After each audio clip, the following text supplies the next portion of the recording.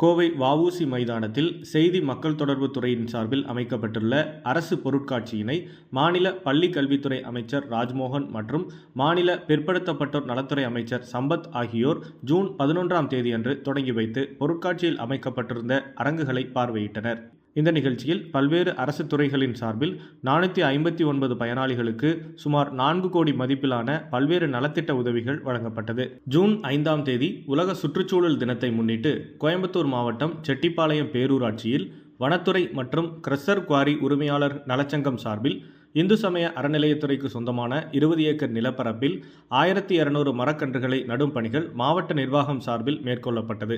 இப்பணிகளை கோயம்புத்தூர் மாவட்ட ஆட்சியர் பவன்குமார் கிரியப்பனவர் தொடங்கி வைத்தார்.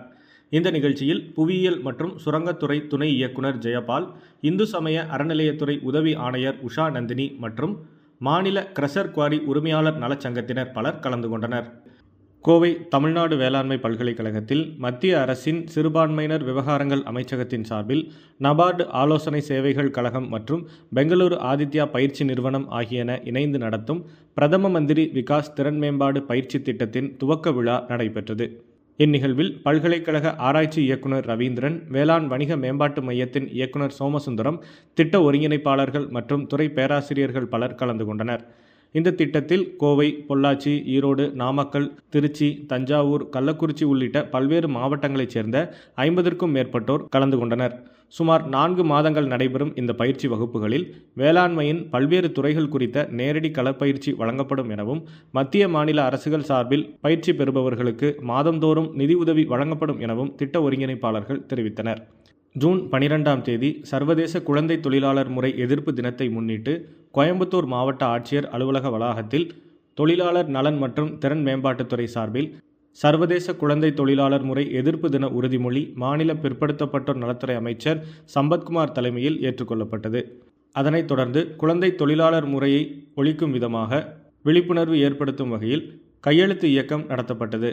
இதனை மாநில பிற்படுத்தப்பட்டோர் நலத்துறை அமைச்சர் சம்பத்குமார் துவக்கி வைத்தார்.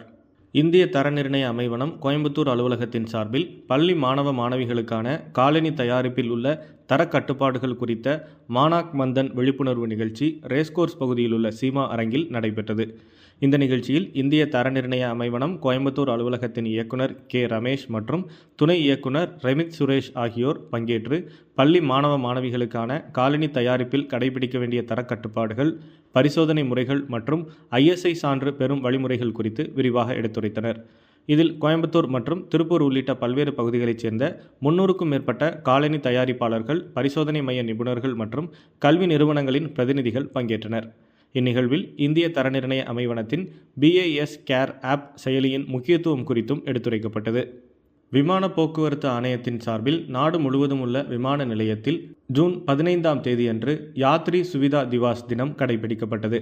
இதன் ஒரு பகுதியாக கோவை விமான நிலையத்திற்கு வந்து செல்லும் பயணிகளுக்கு சிறப்பான வரவேற்பு மற்றும் வசதிகள் வழங்கப்பட்டன. மேலும் விமான நிலைய பணியாளர்களுக்கு உடற்பரிசோதனை மற்றும் கண் பரிசோதனை முகாம்கள் நடைபெற்றது. மேலும் கோவை அரசு மருத்துவக் கல்லூரியோடு இணைந்து இரத்த தான முகாம் விமான நிலையத்தில் நடத்தப்பட்டது.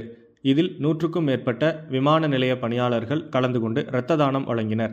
மேலும் விமான போக்குவரத்து துறையில் உள்ள வேலைவாய்ப்புகள் குறித்து 50க்கும் மேற்பட்ட கல்லூரி மாணவர்களுக்கு வேலைவாய்ப்பு ஆலோசனைகளும் வழங்கப்பட்டன. பிரதமர் மோடி அரசின் 12 ஆண்டுகால சாதனைகளை விளக்கும் வகையில் கோவை உக்கடம் பகுதியில் உள்ள பெரியகுளம் ஸ்மார்ட் சிட்டி திட்ட குளக்கரையில் நிகழ்ச்சிகள் நடைபெற்றன. இதில் பாஜக மூத்த தலைவரும் முன்னாள் மத்திய அமைச்சருமான பாராளுமன்ற உறுப்பினர் ரவிசங்கர் பிரசாத் சிறப்பு விருந்தினராக கலந்து கொண்டார். அவருக்கு கோவை மாநகர மாவட்ட பாஜகவினர் சார்பில் உற்சாக வரவேற்பு அளிக்கப்பட்டது. அதனைத் தொடர்ந்து ரவிசங்கர் பிரசாத் மரக்கன்றுகளை நட்டு வைத்ததோடு பாஜக நிர்வாகிகளுடன் புகைப்படம் எடுத்துக்கொண்டார். இந்நிகழ்வில் பேசிய பாராளுமன்ற உறுப்பினர் ரவிசங்கர் பிரசாத், பிரதமர் மோடி அவர்களின் 12 ஆண்டுகால ஆட்சியில் புரிந்த சாதனைகளை விளக்கும் வகையில் நாடு முழுவதும் பாரதிய ஜனதா கட்சியினர் சார்பில் பல்வேறு நிகழ்ச்சிகள் சிறப்பாக முன்னெடுக்கப்பட்டுள்ளதாக குறிப்பிட்டார்.